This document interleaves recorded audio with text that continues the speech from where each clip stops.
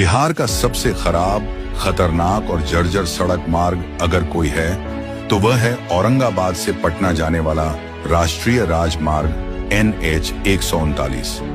यह सड़क अब सड़क नहीं बल्कि मौत का कुआं बन चुकी है। हर दिन यहाँ कोई ना कोई हादसा होता है और हर साल औरंगाबाद जिले में 400 से ज्यादा लोगों की जान चली जाती है। ये आंकड़े सिर्फ संख्याएं नहीं, हर संख्या के पीछे एक घर उजड़ता है, एक परिवार रोता है। गड्ढों से भरी यह सड़क, टूटी फूटी लेन, बिना संकेतों और रिफ्लेक्टर के कारण दिन हो या